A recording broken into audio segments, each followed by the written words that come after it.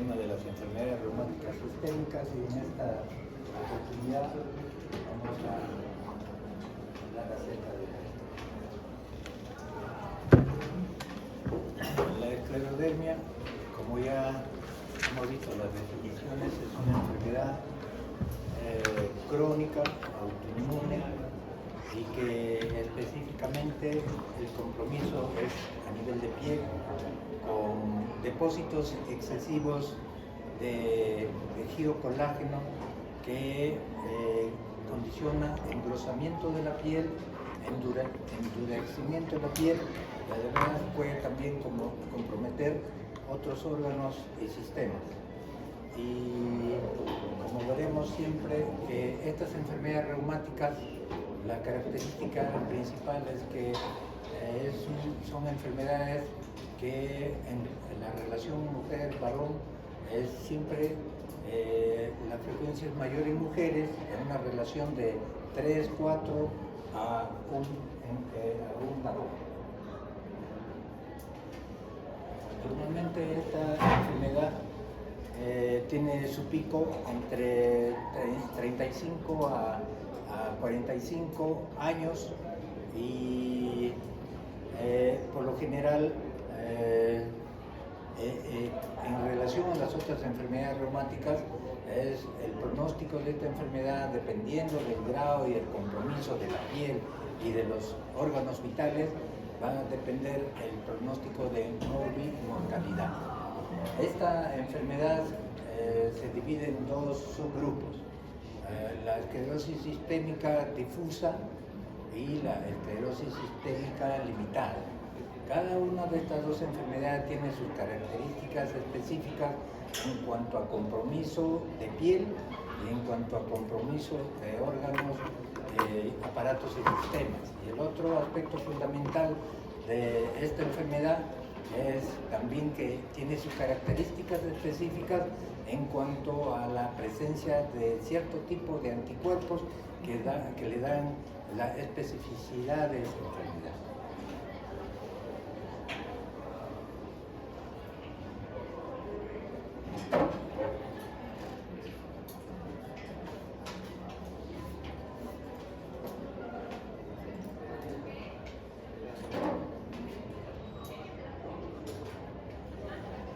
Esta enfermedad tiene dos componentes: un componente de depósito excesivo de fibra colágena en el intersticio celular, y el otro componente característico de esta enfermedad es la presencia de lesiones microvasculares.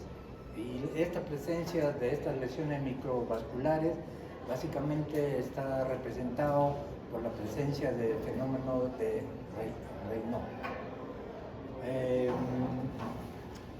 Ahora, dentro de todas las otras enfermedades reumáticas, la esclerodermia, o enfermedad que compromete básicamente la piel y otros órganos, la frecuencia en relación, digamos, a la población general se presenta más o menos entre 0.9 incluso hasta 489 casos por 1.000.000 de habitantes. No es una de las enfermedades reumáticas más infrecuentes en relación a las otras enfermedades sistémicas que comprometen el sistema, el tejido conectivo. Ahora, la incidencia de esta enfermedad en la población general está dada más o menos entre 0.5 a 129 casos por 1.000.000 de habitantes.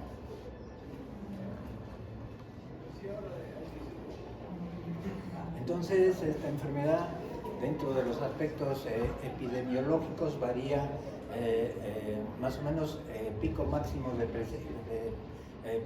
medio de presentación de la enfermedad entre 35 y 50 años en los casos que se han reportado. Bueno, aquí es lo que ya hemos dicho, una prevalencia incluso hasta 289 casos por 1.000.000 es la prevalencia, y en caso de la incidencia, en resumen, es de 0.5 hasta 120 casos por 1.000.000 de habitantes. Otro aspecto importante de esta enfermedad es que es mucho más frecuente en pacientes de raza negra que raza blanca.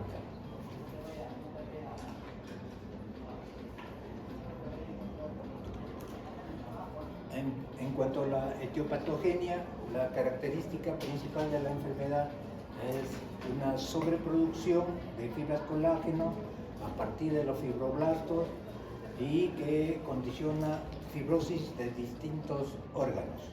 Y el otro segundo aspecto que había dicho más antes es hay una alteración vascular. Y esta alteración vascular está relacionada a vasoespasmo y su manifestación clínica principal es fenómeno de Raynaud.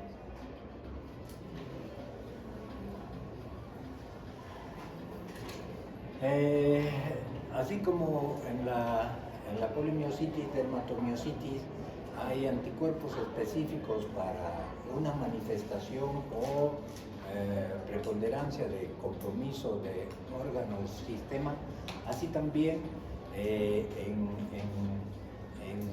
la esclerosis sistémica también hay presencia y formación de anticuerpos que le da ciertas características específicas a la enfermedad.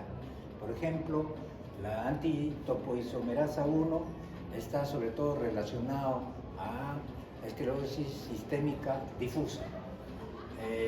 También muchas veces al inicio de la enfermedad no se presenta este anticuerpo topoisomerasa 1, sino hay anticuerpos contra se llama anticuerpos antifibrilarina. Entonces, cuando hay este tipo de anticuerpos antifibrilarina, puede ser simplemente un estadio preclínico de la enfermedad y que luego se va a ir formando otro tipo de anticuerpos contra antígenos específicos.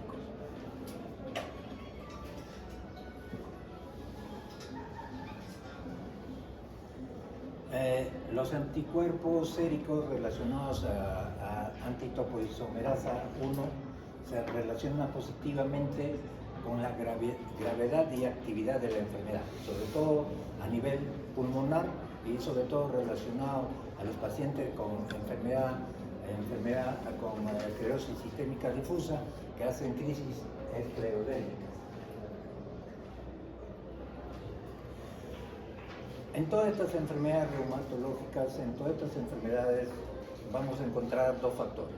Factor relacionado al aspecto genético y en segundo lugar a factores ambientales, ¿no? Y esto en combinación van a condicionar una alteración de la tolerancia inmunológica y al producirse la ruptura de esta tolerancia con producción de citoquinas, estimulación de células T, células B, entonces todo eso va a condicionar daño, sobre todo en este caso de la esclerodermia, va a producir daño endotelial.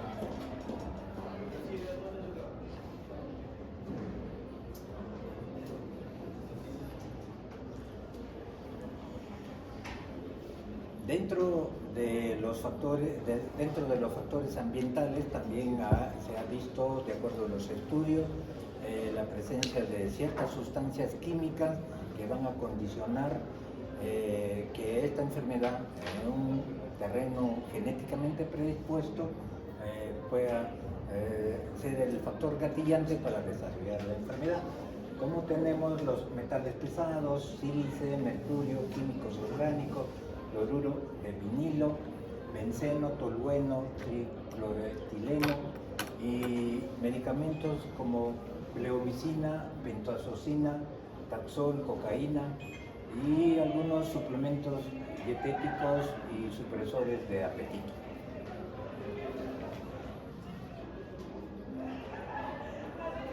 Entonces, en cuanto a la clasificación, encontramos lo que está definido, la esclerodermia difusa, la esclerodermia limitada y la esclerodermia sin esclerodermia.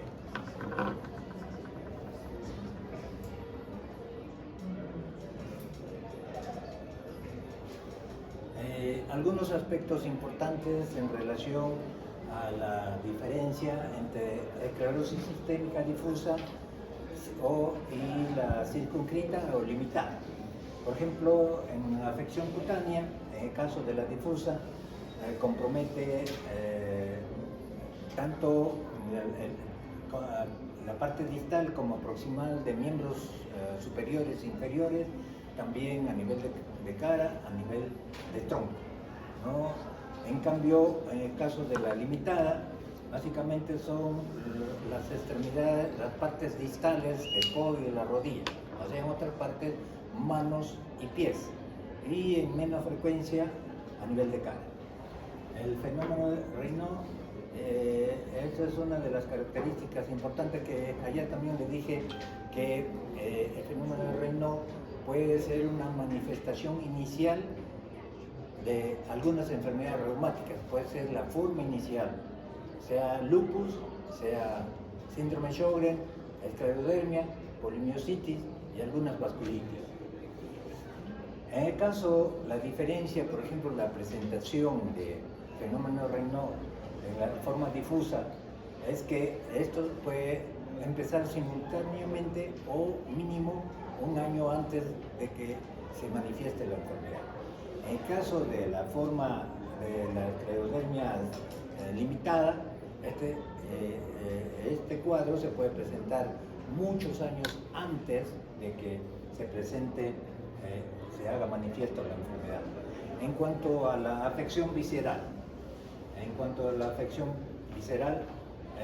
es característica, por ejemplo, en la forma difusa, la fibrosis intersticial pulmonar. Luego, en esta forma de presentación difusa, hay lo que se denomina crisis esclerodérmica, que puede ser un cuadro en un buen porcentaje de casos mortal. Luego hay compromiso gastrointestinal severo y también hay compromiso cardíaco. En cuanto a la forma circunscrita o limitada, este compromiso gastrointestinal es menos intenso que en el caso de la forma difusa. Pero acá, a diferencia de la esclerodermia difusa, se presenta hipertensión arterial pulmonar, que puede ser grave y que muchas veces puede condicionar muerte del paciente. Dentro de otros aspectos relacionados a diferenciar una de otra, es lo que ahora está en boga, lo que está de moda, es la capiloroscopía. Esta, básicamente, en el caso de la forma difusa, va a mostrar que hay dilatación y desaparición de los vasos sanguíneos en la periferia, sobre todo esto lo hacen a nivel de las falanges distales. Y en el caso de la circunscrita, solamente se va a ver dilatación sin desaparición importante de estas asas capilares. Y en cuanto a, como decía en un momento, de la característica o lo que le define para que podamos decir si es un paciente con esclerodermia difusa o si es limitada, es el tipo de anticuerpo. En el caso de la forma difusa, lo que está presente es el anticuerpo antitopoisomerasa 1, y en el caso de la circunscrita es el anticentrol. Bueno, en esta figura es solamente para dar a conocer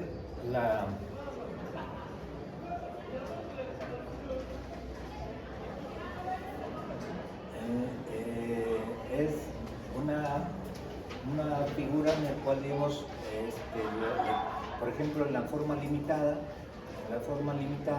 solamente hay compromiso a nivel de manos, compromiso a nivel de piel y algo a nivel de la cara.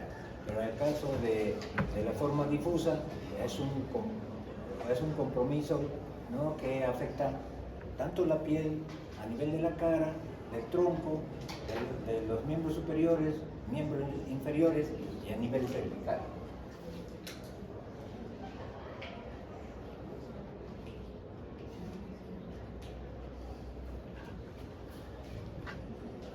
Esas son también algunas características relacionadas a lo que ya hemos referido, de lo que diferencia la esclerodermia limitada, la esclerodermia difusa y la esclerodermia sin esclerodermia. Y acá también un punto aparte es las enfermedades reumáticas asociadas a esclerodermia, ¿no? Que le dan ciertas características.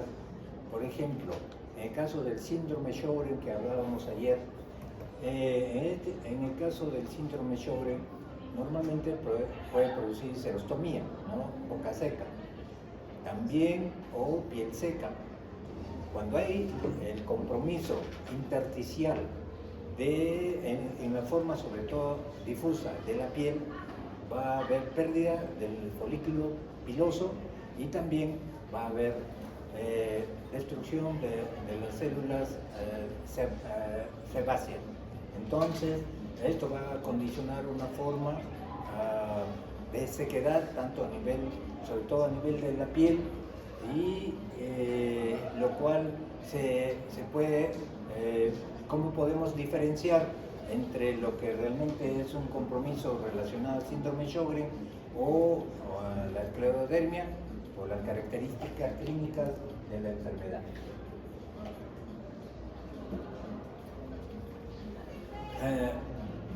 La esclerodermia tiene 3 etapas. La primera etapa se llama la fase edematosa. Esta más o menos dura entre algunos meses a 6 meses. Y básicamente el paciente se presenta a nivel de la mano y a nivel de los pies. Los pacientes presentan hinchazón de las manos. Esa hinchazón de las manos puede durar, como dije, hasta 6 meses.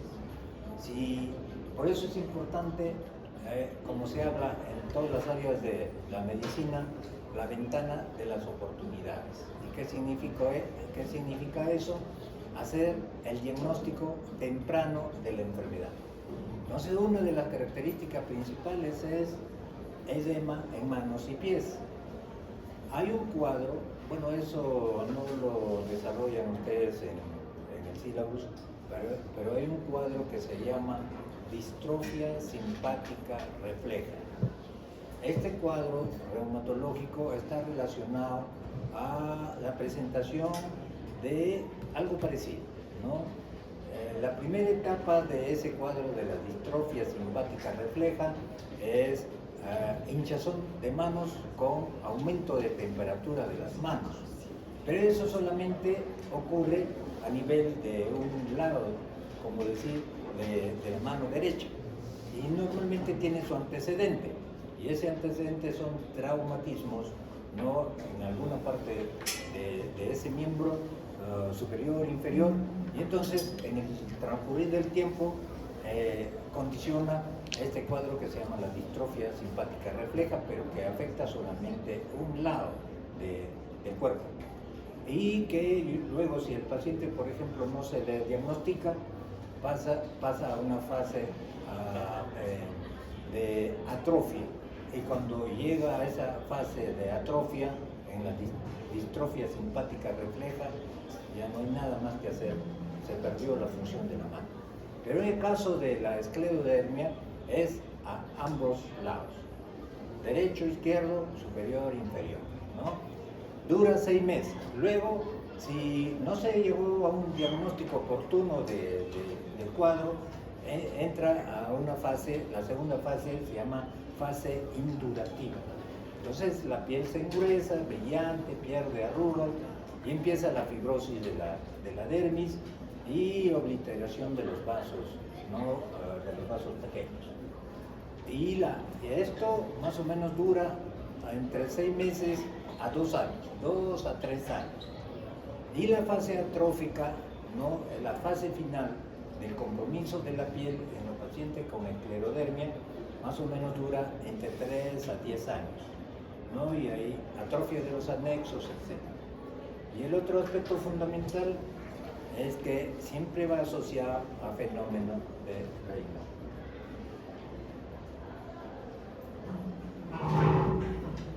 En esta fotografía, ¿no? Vemos la fase edematosa, con inflamación, con hinchazón de las manos, luego entra a la fase indurativa, que se engrosa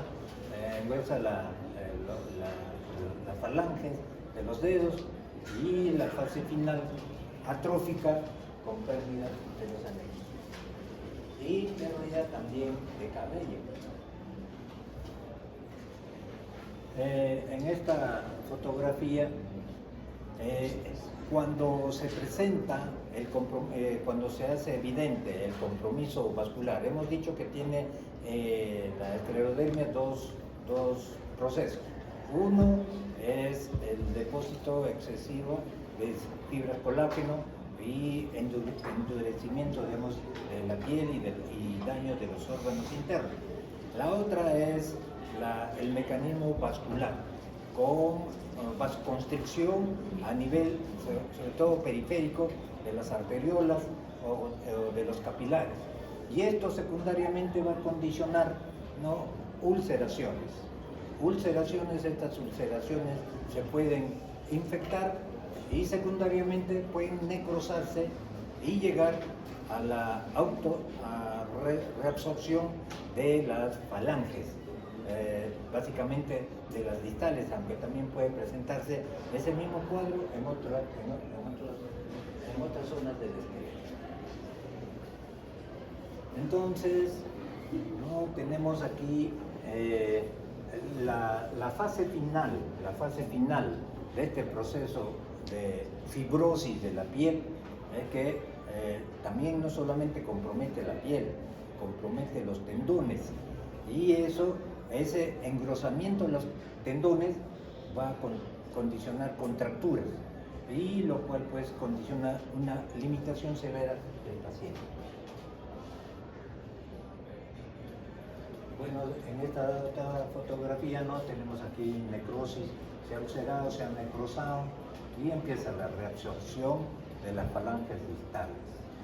Lo mismo, el problema principal es que para que se presente estas úlceras a nivel distal de las falanges de los dedos, se produce pérdida de la grasa a nivel del pulpejo, y eso más la vasoconstricción capilar condiciona la presencia de úlceras, y esto más la infección que se presenta en esas úlceras condiciona necrosis, y la necrosis conduce a reabsorción del hueso.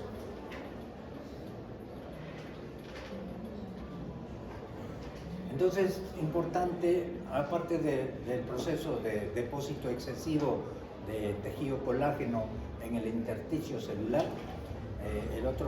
la otra característica principal de estos pacientes con esclerodermia es la presencia del fenómeno de Raynaud, que ya tipificamos cómo es en uno y cómo es en el otro tipo de esclerodermia. También todas estas enfermedades reumáticas siempre hay un síntoma, son síntomas generales. En estos síntomas generales puede haber fatiga, astenia, pérdida de apetito. Esto es, como decir, lo que acompaña al inicio de la enfermedad. Y puede haber también compromiso músculo-esquelético.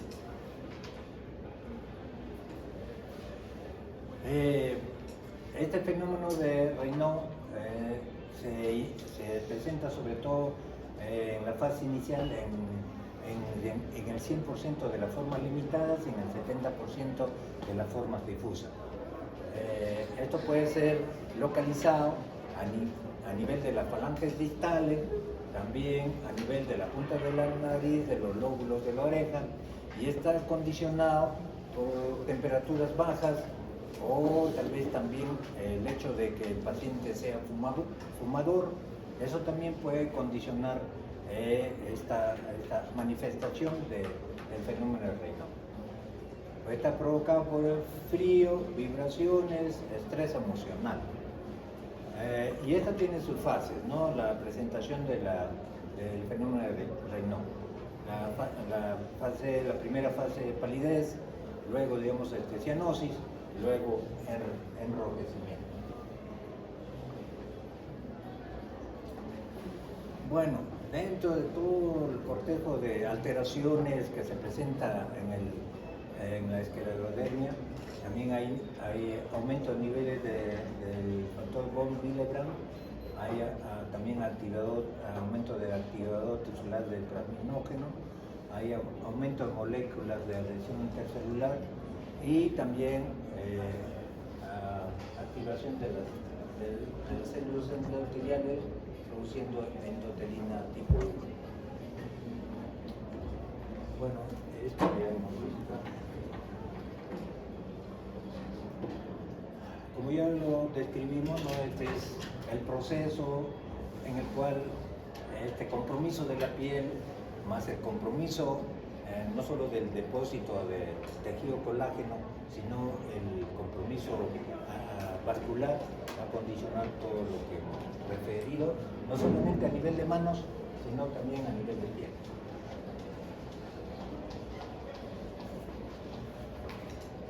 Otro de los aspectos que también está asociado con esclerodermia, pero sobre todo es con esclerodermia limitada, es la presencia de calcinosis. Y esta calcinosis está referida a presencia de depósitos anormales de calcio en zonas de presión, ¿no? Por ejemplo, a nivel de los codos, a nivel, ¿no?, de las partes dorsales de la mano, etc.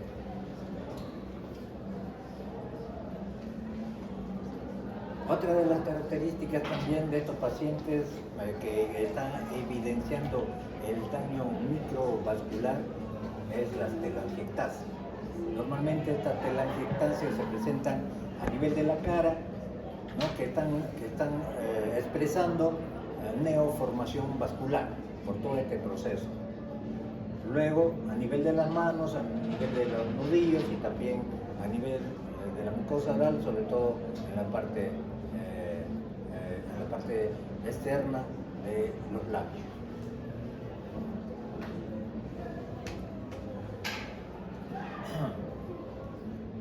Otro de los problemas también que estos pacientes presentan es lo que se llama microstomía. ¿Qué es la microstomía? Es la pérdida de la apertura bucal. Esta pérdida de la apertura bucal está relacionada a ciertos compromisos severos, sobre todo relacionados al compromiso intersticial pulmonar, que nos está ya anticipando de que este paciente va a evolucionar al compromiso pulmonar. También, como observan en esta fotografía, unos pliegues lineales que presentan los pacientes a nivel del labio superior e inferior, y que está solamente demostrando este avance de la enfermedad.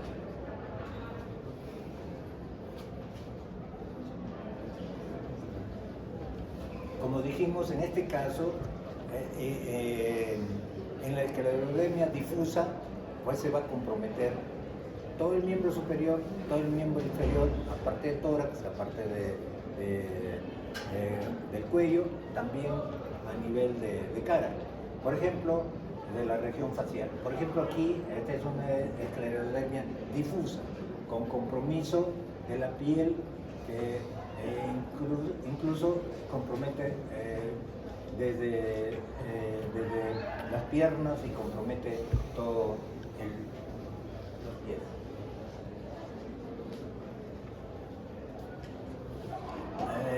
Estas alteraciones, como ya dije, puede llegar a comprometer los tendones, engrosar los tendones y llevar a contracturas e inflexión a nivel de manos y a nivel de pies.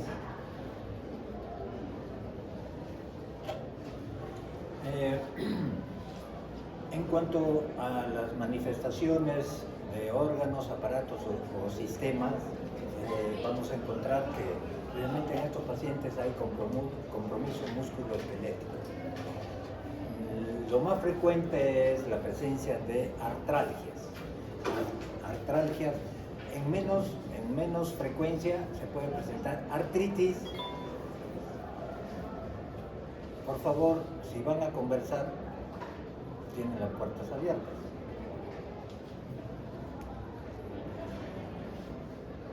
En menos frecuencia se presentan artritis, inclusive en forma de artritis reumatoidea, o sea, semejando una artritis reumatoidea, pero eso es en una menor proporción que lo que sí se presenta en estos pacientes es artralgia. El otro aspecto, siempre todo este compromiso articular va asociado a lo que se denomina rigidez matutina. La característica principal, por ejemplo, la rigidez matutina en pacientes con artritis reumatoidea, para definir que corresponde a artritis reumatoidea, es que tiene que ser la rigidez matutina mayor de 1 hora. Y en estas enfermedades asociadas, ¿no? Se presenta la rigidez matutina menos de 30 minutos. Otro de los aspectos también está relacionado, por ejemplo, en cuanto a la artritis, es mucho más frecuente en pacientes con la forma limitada. Inclusive puede haber factor reumatoideo positivo en este tipo de pacientes. Como ya dijimos también, esto de la resorción ósea o acrostiólisis está presente tanto en la forma difusa como en la forma limitada. Y este engrosamiento de las vainas tendinosas es lo que va a conducir en estos pacientes a la contractura a nivel de manos y a nivel de pies. Y ya dijimos también de la calcinosis subcutánea. También se presenta, sobre todo en varones, un cuadro parecido a polimiositis, con compromiso de debilidad muscular, tanto proximal como distal. Entonces, en estos casos, todo esto está relacionado al compromiso no solo de piel, sino de los tendones. Y al conducir al paciente a ese estado de inactividad, a ese estado de sedentarismo, secundariamente va a condicionar osteopenia y descalcificación.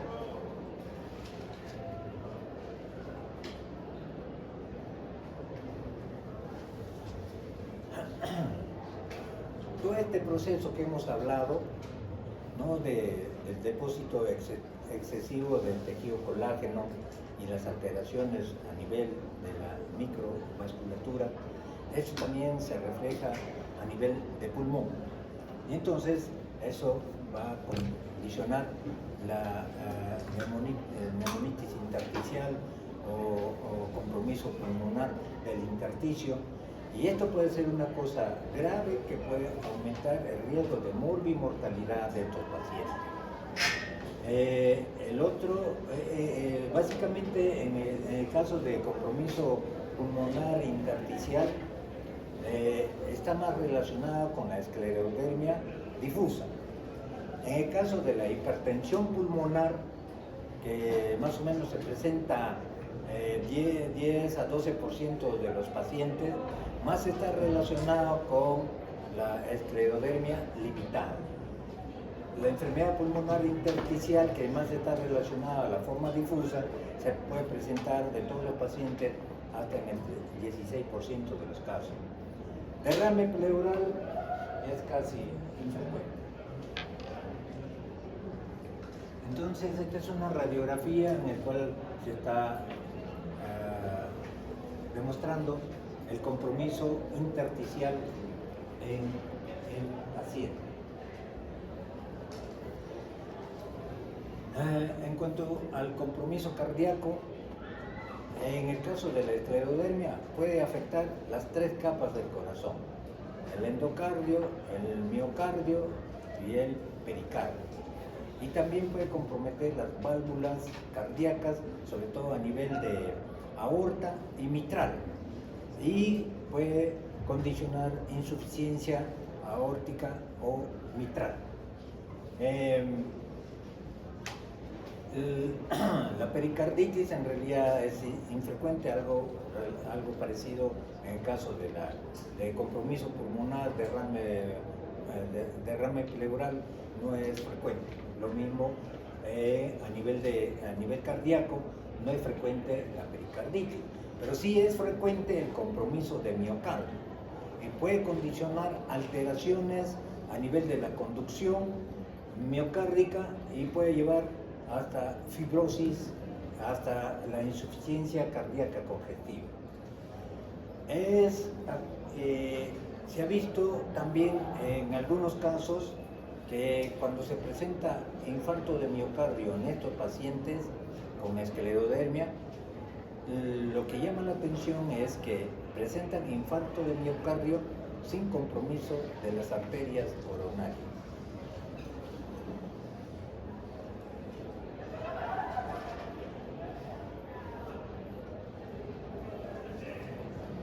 En cuanto al compromiso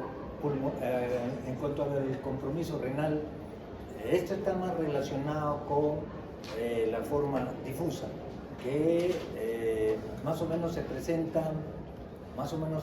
puede presentar entre el 30 y 40% de los pacientes en el primer año posterior a inicio del compromiso a nivel de piel.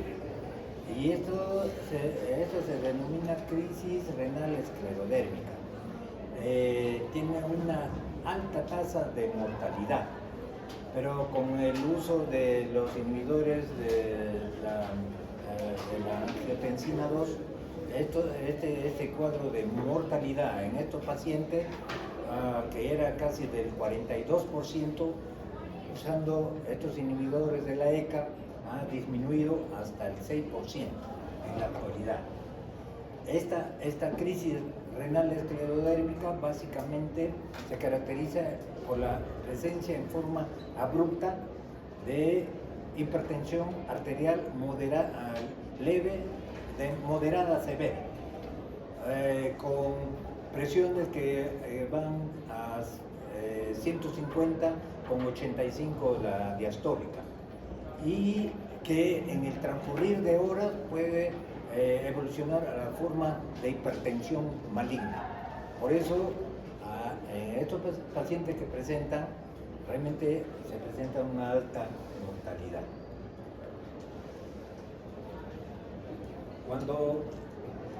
Cuando hay compromiso de crisis renal esclerodérmica, puede también haber daño a nivel de la retina, puede haber encefalopatía, ¿no? Todo algo semejante a un cuadro de una crisis hipertensiva en un paciente que no tiene esclerodermia. Entonces, el compromiso renal tiene una alta mortalidad y que actualmente con los inhibidores de la ECA ha mejorado el pronóstico de estos pacientes. Como se dan cuenta, realmente es muy interesante cómo esta enfermedad compromete muchos órganos, aparatos y sistemas. Básicamente por los dos mecanismos, por depósito excesivo de fibra colágeno y por el daño de la microvasculatura. A nivel gastrointestinal, prácticamente compromete todo el aparato digestivo, ¿no? Desde el esófago hasta el colon.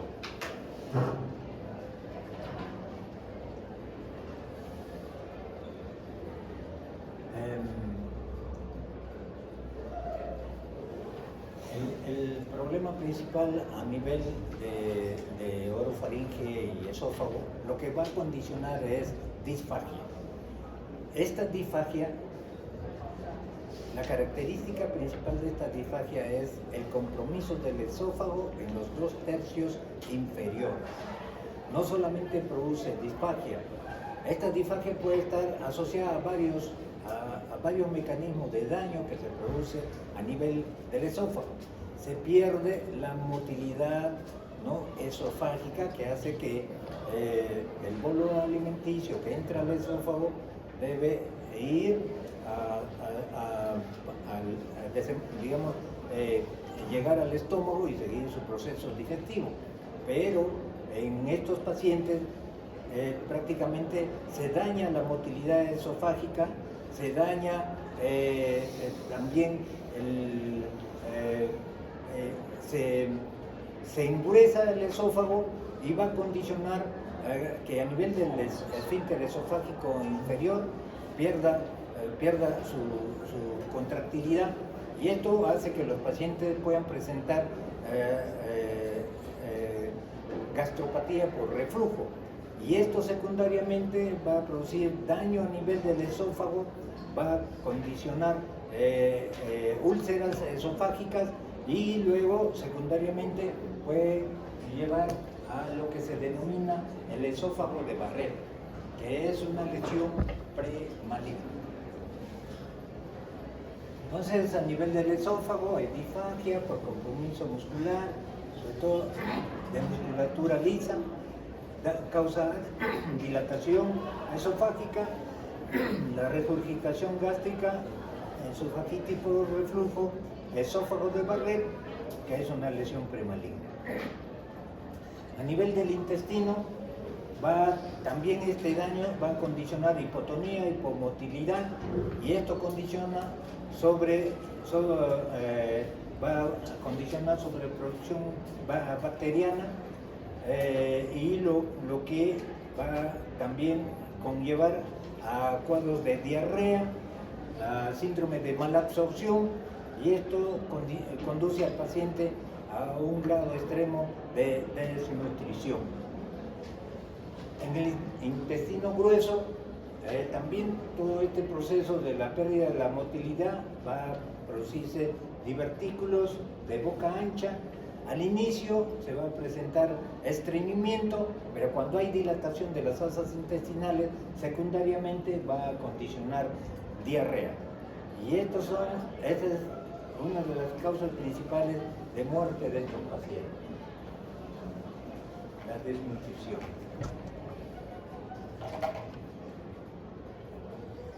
Entonces, a nivel del esófago, disfagia, reflujo gastroesofágico, esofagitis, erosiones, sangrado, estenosis y esófago de Barrett. A nivel del estómago, también va a producir varias alteraciones, va a producir gastritis. Hay un cuadro que se llama ectasia antral, que puede condicionar en algunos pacientes hemorragias masivas.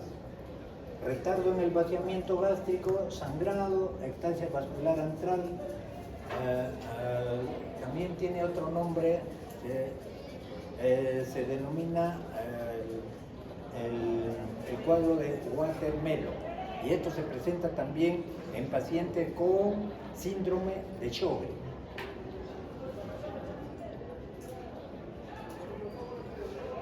Toda esta situación en el paciente, ¿no?, el intestino, digamos, el compromiso en el intestino grueso, constipación, distensión abdominal, luego la etapa final es diarreas, ¿no?, y el intestino delgado, la misma situación, pseudoobstrucción intestinal, dolor, diarreas, dolor abdominal, diarreas, náuseas, vómitos, lo lleva al paciente al estado de caquexia.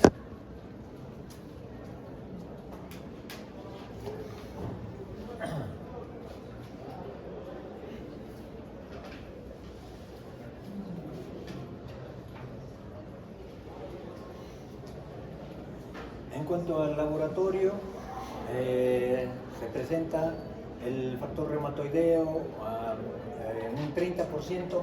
Como dijimos, algunas de estas enfermedades reumáticas tienen el factor reumatoideo, por ejemplo, lupus, sclerodermia, dermatomiositis, polimiositis, síndrome Sjögren. se puede presentar factor reumatoideo en una proporción determinada, pero básicamente los títulos de este factor reumatoideo son títulos bajos. Ya creo que les expliqué ayer que títulos bajos se relaciona a los títulos por debajo de 80. Para decir que un paciente tiene artritis reumatoidea tiene que tener títulos de 80 y más. Pero cuando estos títulos son 20, 30, 40, 50, puede significar o es que realmente este paciente está en la etapa preclínica de manifestación para artritis reumatoidea o simplemente está relacionado a las otras enfermedades reumáticas sistémicas asociadas, en este caso, a esclerosis sistémica. Entonces también se presentan anticuerpos antinucleares en el 39% positivos. Como ya dijimos también, el síndrome de Crest es anticuerpos anticentrómero. Y la esclerosis sistémica difusa, el antitopoisomerasa 1, o su otra forma de definir es el anticuerpo anti-SCL70.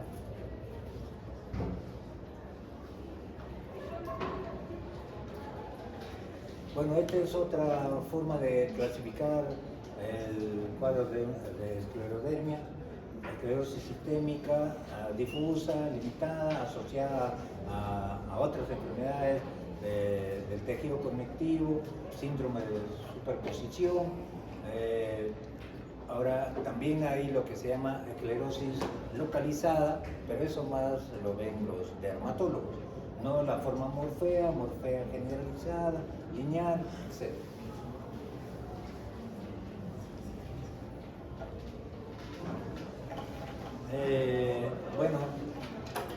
Otro de los aspectos importantes del criterio de clasificación, el de los criterios mayores, esclerodermia proximal. Y los criterios menores, la presencia de esclerodactilia, cicatrices digitales, fibrosis pulmonar bivasal. Básicamente el diagnóstico se hace por el cuadro clínico y por la biopsia y por la presencia de estos dos anticuerpos que especifica el tipo de compromiso difuso o limitado. En cuanto al tratamiento, como en todas las enfermedades reumáticas y como en todas las enfermedades en general en medicina, es importante las medidas generales, evitar el frío, una buena nutrición, hiperprotección fraccionada. Es importante en estos pacientes, sobre todo para los que se están comprometiendo por el engrosamiento de los tendones y está conduciendo, lo está llevando hacia la contractura a nivel de las manos y de los pies, importante la fisioterapia. Medicamentos, básicamente el colchicol, bueno, eso de penicillamina ya eso pasó de moda. Ya no está recomendado porque de acuerdo a los estudios que se hicieron a largo plazo realmente no había ningún beneficio para el paciente. Pero actualmente se ha visto que para el tratamiento digamos del engrosamiento de la piel, del compromiso de la piel, no se usa bastante ahora metotrexate, se puede utilizar la ciclofosfamida y también se utiliza el micofenolato mofetil. Fenómeno de Raynaud básicamente es mejorar la microcirculación, ¿no? Y sobre todo se utiliza nifedipina.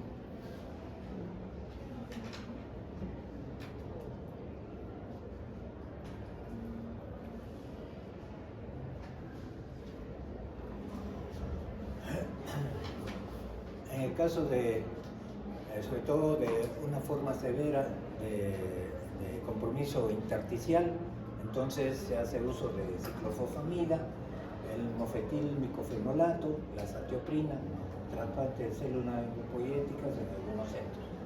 Y en caso de hipertensión pulmonar, lo que se hace uso, y eso más es manejo de cardiólogo, antagonistas de los receptores de endothelina, análogos de la epoprotenol, inhibidores de la fosfodiesterasa. Cuando hay compromiso renal, una de las causas por la cual se presenta en estos pacientes, sobre todo de la forma difusa, se presenta la crisis renal esclerodérmica, es por el uso de corticoides de 15 a más miligramos. Entonces, una causa de crisis renal esclerodérmica es el uso de corticoides a dosis de 10 a 15 miligramos. Y importante aquí los inhibidores de la ECA. En el caso de compromiso gastrointestinal, básicamente hemos dicho que hay alteración de la motilidad y esto trae varios efectos secundarios y sobre todo condiciona reflujo gastroesofágico. Entonces en estos pacientes se les administra los inhibidores de la bomba de protones.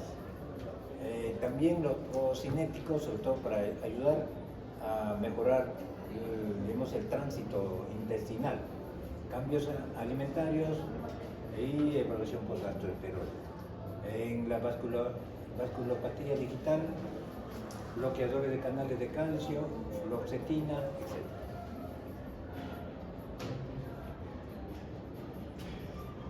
Entonces es importante los cuidados en la piel, úlceras cutáneas, el Bosentan, ácido acetil salicílico a baja dosis, veneno, evitar cigarro, exposición al frío y fármacos que ya referí. Cuando hay compromiso musculoesquelético, sobre todo cuando se presenta artralgia, mialgias o artritis, metotrexate, micofenolato mofetil, dosis bajas de prednisona por debajo de 10. Y en caso de la carcinosis, el uso de bifosfonatos, agentes quelantes, cirugía. Pronóstico, forma limitada, buen pronóstico.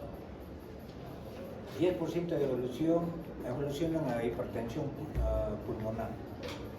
Supervivencia a los 5 años, 90%. A los 10 años, 75%. Forma difusa, es de peor pronóstico. Muerte por afección cardíaca y pulmonar.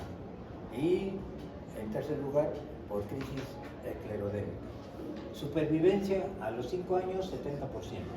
Y a los 10 años, 55%. Complicaciones, infarto digital, miositis, infecciones de la herida, falla renal. Cuando se presenta la crisis renal esclerodérmica, en el proceso del desarrollo de la crisis, también estos pacientes llegan a presentar insuficiencia renal aguda. Conclusión, es una enfermedad heterogénea con diversas manifestaciones y un curso clínico impredecible. A pesar de que el diagnóstico inmunológico clínico se establece en la mayoría de los casos la detección temprana y las intervenciones terapéuticas son indispensables prevenir las etapas de fibrosis de la enfermedad.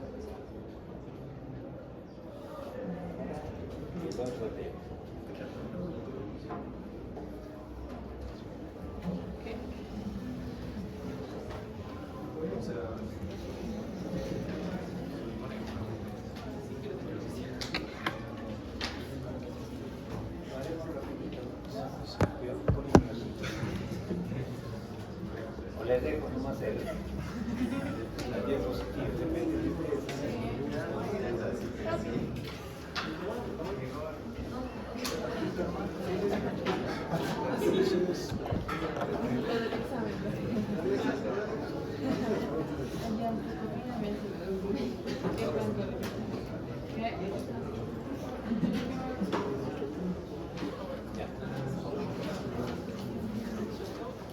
Polimiositis es otro grupo de enfermedades, así como en el caso de la esclerodermia, se definía un grupo de enfermedades heterogéneas.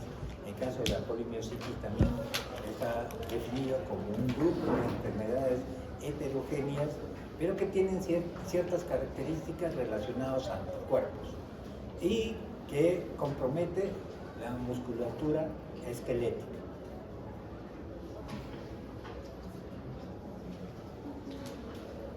Entonces, la enfermedad sistémica crónica caracterizada por inflamación del tejido musculoesquelético. En realidad, en cuanto a la clasificación, en el tiempo ha variado mucho.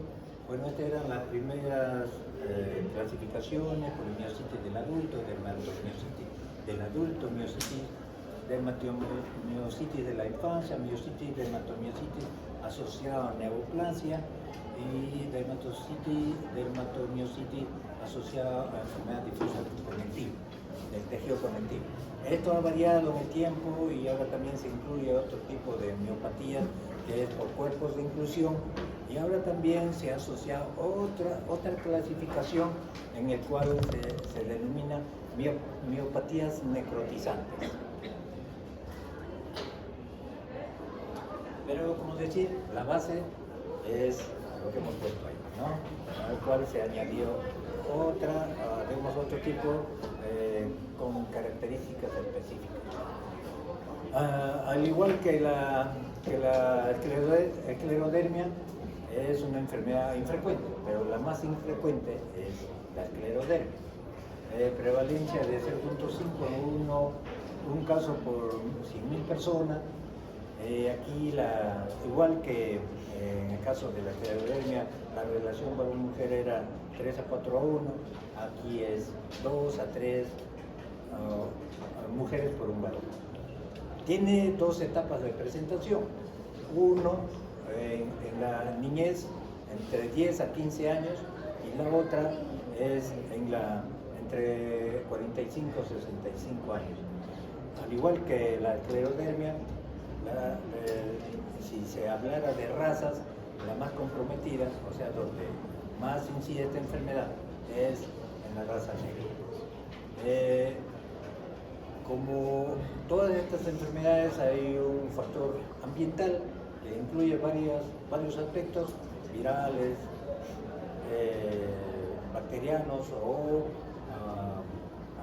elementos o sustancias químicas que pueden condicionar esta enfermedad.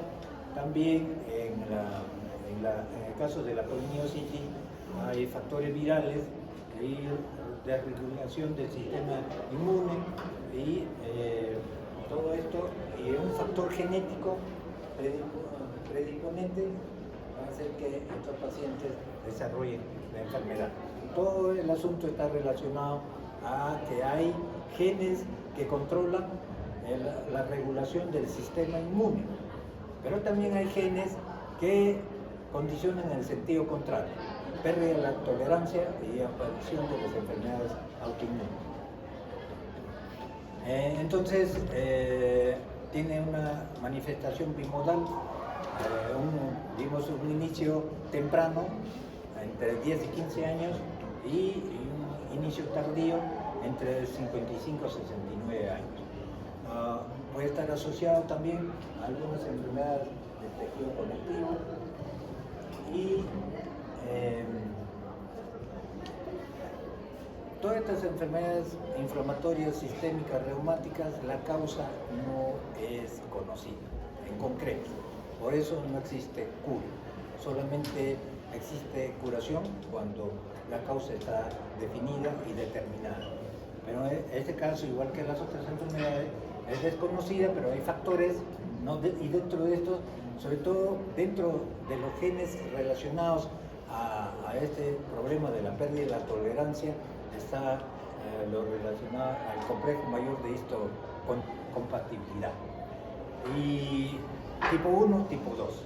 Por ejemplo, en los niños de raza blanca, el HLA-DR3. En los adultos blancos, HLA-DR8.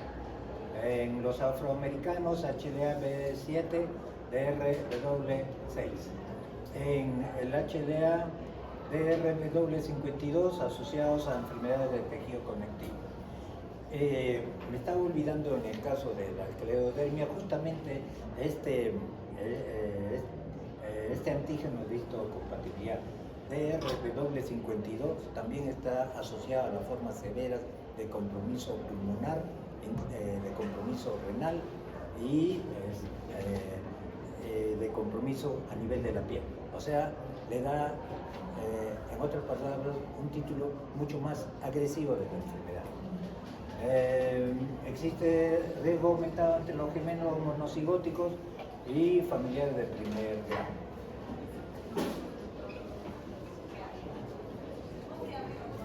Bueno, esto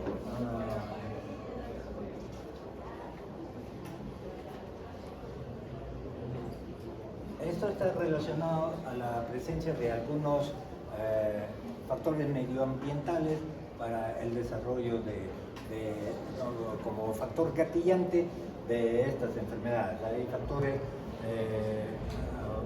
medicamentosos, factores virales y como el parvovirus B19. Una vez más vuelvo a repetir, este virus, el parvovirus B19, está asociado a muchas enfermedades autoinmunes reumáticas, artritis reumatoidea, síndrome de Sjögren y también en la polimiositis dermatológica.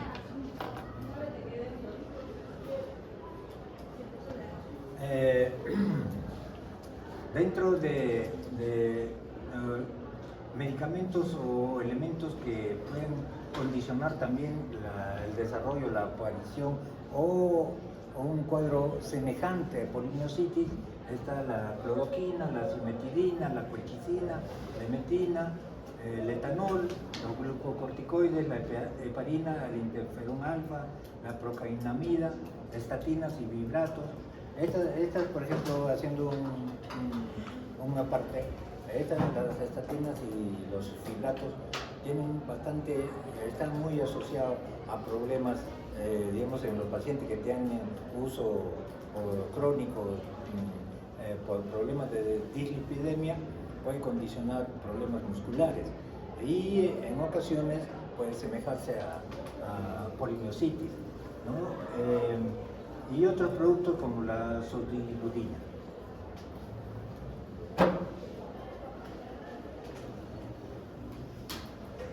Entonces, en la etiología, factores ambientales, factores infecciosos, y dentro de estos factores, y sobre todo acá hay un aspecto importante, que esta enfermedad se presenta sobre todo con mayor frecuencia en tiempo de invierno y primavera. Dentro de los factores infecciosos está el Staphylococcus aureus, el Clostridium difficile, Borrelia burgdorferi,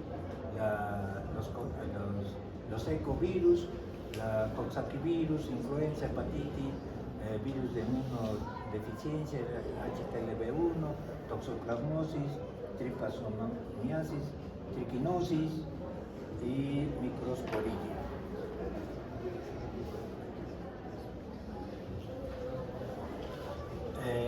Hablamos, por ejemplo, en la clase de ayer, la asociación de síndrome de Sjögren a otras enfermedades autoinmunes, ¿no? Tiroiditis Hashimoto, cirrosis biliar primaria, etc.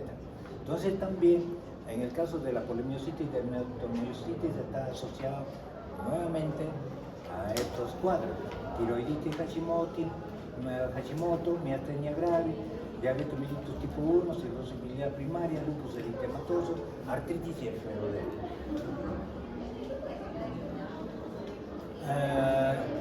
El asunto es que a nivel de la fisiopatología se va a encontrar presencia de complejos de ataque a la membrana C5-C9 dentro del endotelio vascular debido a activación del complemento y la destrucción muscular por anticuerpos.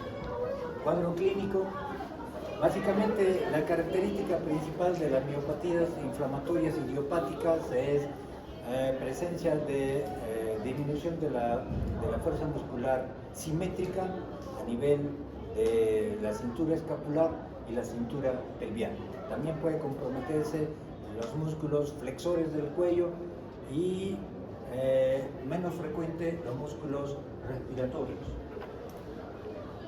Cuando hay compromiso de músculos respiratorios, no está relacionado a que el paciente tiene un compromiso intersticial pulmonar, sino es por el mismo cuadro, pero con el tratamiento el paciente mejora.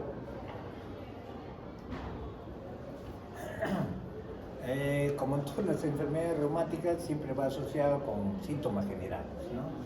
Fatiga, rigidez matutina, anorexia, presentación es variable.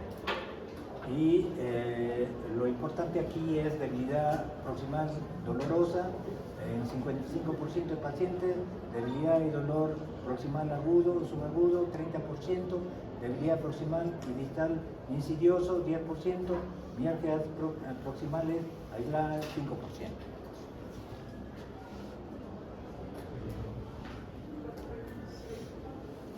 El cuadro clínico en los niños y en los jóvenes, la evolución es más rápida, se puede afectar también los músculos vulvares, faciales y orales. Puede haber también por este problema de la pérdida de la fuerza de estos músculos afectados, disfagia. Entonces, se puede presentar también a estos pacientes mialgia, artralgia, sinovitis. También a estos pacientes puede haber, más que artritis, puede haber sinovitis. Más que artritis puede haber artralgia, pero también se puede presentar en una pequeña proporción de pacientes artritis, semejando a artritis reumatoidea. Ahí también fenómeno de Raynaud y edema periorbital. Otro de los aspectos importantes es a nivel de la piel, el compromiso ya relacionado a la dermatomiositis, lo que se llama el eritema heliótropo. A nivel de las manos se presentan unas lesiones violáceas a nivel de los nudillos, ¿no? A nivel de las manos y de los pies. Eso se denomina pápulas de Gottron. Y luego también hay otras lesiones a nivel de los párpados, se presentan unas lesiones violáceas, pueden ser elevadas o planas, y que se denomina eritema en el heliótropo. Luego también puede haber también compromiso a nivel de la región torácica y también a nivel de la región dorsal, que lo que se denomina son lesiones maculares, denominadas signos de Chale y signos del B de Scott.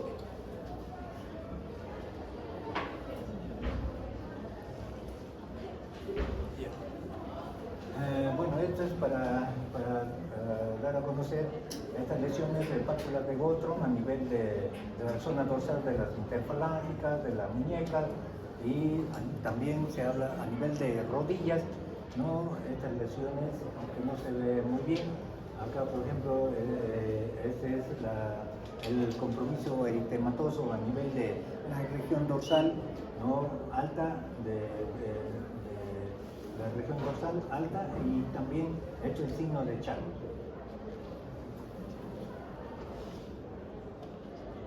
Esto es las pápulas de Gottron, que está un poco mejor, ¿no? Estas lesiones a nivel de la parte dorsal, de la articulación de las interfalángicas, tanto proximal y distal, de las metacarpofalángicas, también a nivel de codos, también se puede presentar y en menos frecuencia a nivel de rodillas. Este es lo que les decía, lo que se llama el eritema en el heliótropo. Son lesiones que se presentan en el piel del párpado superior e inferior, ¿no? Eritema violácea. Bueno, este es lo mismo de lo anterior. Esto es, bueno, este es lo mismo que hemos referido. Y esta es otra característica, sobre todo, acá no se presenta porque no es oportuno. Estas enfermedades tienen especificaciones de ciertos grupos de anticuerpos, anticuerpos contra antígenos específicos, como se denomina, por ejemplo, anticuerpo antisintetasa. Entonces, estos son grupos, como les dije, es un grupo heterogéneo de enfermedades y que, por ejemplo, en este grupo de antisintetasa hay compromiso pulmonar con más frecuencia, pero también estas lesiones que se denomina mano de mecánico. Esta mano de mecánico se caracteriza mejor con lesiones, ¿no? Que, digamos, pliegues que digamos, comprometen sobre todo a nivel de las falanges distales del dedo índice y que dan esa característica de lo que se denomina mano de mecánico. Y eso es lo que ya hemos dicho ya, ¿no? En CHAL, las lesiones a nivel de la región dorsal, y también esta enfermedad, igual que en casos de la esclerodermia limitada que se asocia con calcinosis, también en caso de la polimiositis, sobre todo la dermatomiositis puede asociarse también con calcinosis a nivel de zonas de presión.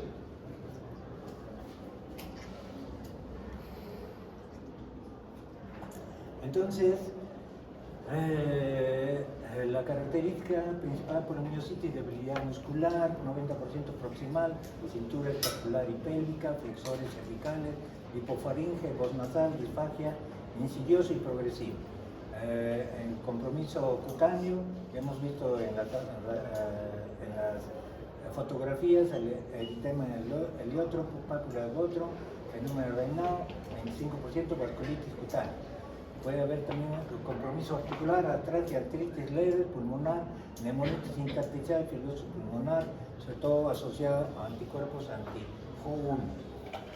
Hay unos anticuerpos relacionados a más presencia de dermatomiositis, y eso sobre todo es conocido como anticuerpos anti-MI. Bueno, hay compromiso cardíaco, pero básicamente es subclínico, y puede haber compromiso esofágico con disfagia. A diferencia de la esclerodermia, que era el compromiso de los 2/3 inferiores, en caso de la polimiositis es a nivel del tercio superior, y esto puede condicionar aspiración, digamos, un síndrome aspirativo y con compromiso pulmonar. Neoplasias, sobre todo, están relacionadas más a la asociación con dermatomiositis.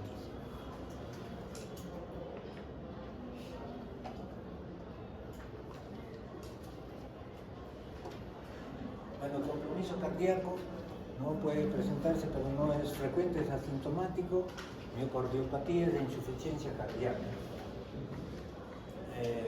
Manifestaciones pulmonares: neumonitis intersticial, fibrosis intersticial, neumonía por aspiración, por el compromiso del tercio superior del esófago, que puede producir una broncoaspiración. Bueno, esa es una radiografía con fibrosis pulmonar, y esta es una diferencia entre polimiositis, dermatomiositis, miositis por cuerpo de inclusión, ¿no? La población más afectada: dermatomiositis, niños y adultos; polimiositis, adultos; y la miositis por cuerpo de inclusión, hombres mayores de 50 años. Había, por ejemplo, el paciente que supuestamente son resistentes al tratamiento, pensando que se trataba de una polimiositis. Resultaba que se le daba el tratamiento que se le daba, pacientes no mejoraban, y sobre todo si tenían eran mayores de 50 años, y al final de cuentas resultaron una nueva clasificación de esto de miositis por cuerpo de inclusión, que no es igual el tratamiento para ese tipo de pacientes.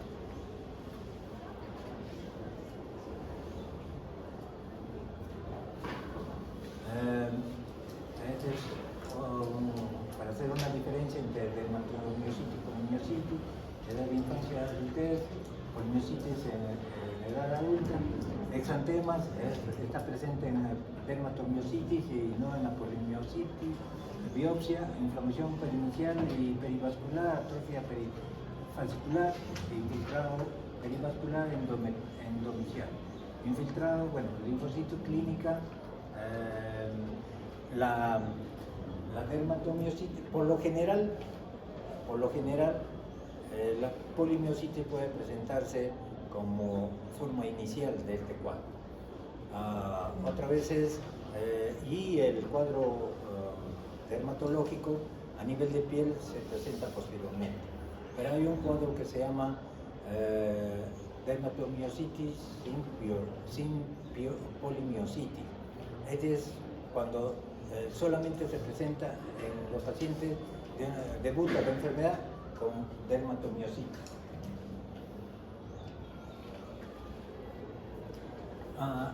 Esto era lo que, para que tengan una vista panorámica y somera de cómo estos anticuerpos están relacionados a ciertos tipos de compromiso. Por ejemplo, el anti-Ig1, que se llama también anticuerpo antisintetasa, está relacionado a artritis simétrica, no erosiva y manos de mecánico. El anti-PL7, neumopatía intersticial, el anti-PL12, fenómeno de Raynaud, el anti-IJ, relacionado a fiebre, anti-OJ, con HLA, DR3, sobre todo moderada respuesta y frecuentes recaídas de estos pacientes. Antipartículas de señal de reconocimiento, lo que les decía, del anti-Mi2, sobre todo en pacientes con dermatomiositis clásica, el anti-MAS, polimiositis con rhabdomiolisis alcohólica, el anti-FER, 1% de los pacientes, el anti-QJ, polimiositis, neuropatía y así. Ya, para ir terminando, importante para hacer el diagnóstico de esta enfermedad, primero el cuadro clínico, ¿no? El cuadro clínico caracterizado por debilidad muscular proximal, cintura escapular, cintura pelviana. Segundo aspecto para el diagnóstico es las enzimas, ¿no? Estas enzimas básicamente están relacionadas a la creatinfosfoquinasa, que tiene que tener títulos 5 veces mayor del valor normal. Y el otro aspecto importante para el diagnóstico es la electromiografía con patrón miopático. Y todo esto se asocia a la biopsia muscular con infiltrado inflamatorio, necrosis, degeneración, regeneración muscular. En estos pacientes se presentan anticuerpos antinucleares en el 70%, específicos son el anti-Ig1, el MP1, y para la dermatomiositis el Mi2. Y bueno, se puede presentar también células LE, factor reumatoideo, leucocitosis.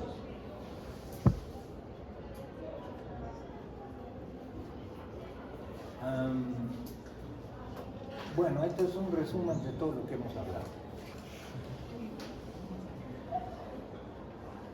Entonces, criterios: debilidad muscular proximal simétrica, cintura escapular, cintura pelviana, característica de electromiografía, patrón miopático, biopsia muscular con características de miopatía inflamatoria, el rash cutáneo típico de dermatomiositis, diagnóstico definitivo de polimiositis, 4 criterios positivos.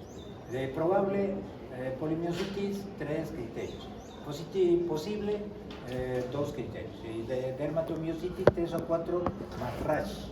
Y dermatomiositis probable, 2 más rash.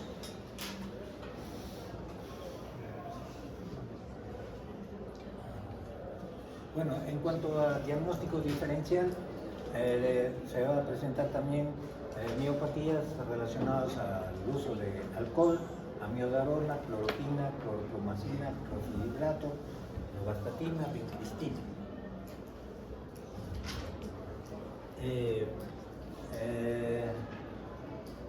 También la depenicilamina, procainamida, hidralazina, benitoína, L-dopa, ciclosporina, sitobutina. Pronóstico: Sobrevive a los 5 años, 67%, y se mantienen a los 10 años. Incapacidad funcional residual, sobre todo cuando la consulta es muy tardía. Factores de mal pronóstico: pacientes mayores de 60 años, sexo femenino, raza negra, enfermedad aguda, rash dérmico, disfagia, temperatura mayor de 38, leucocitosis.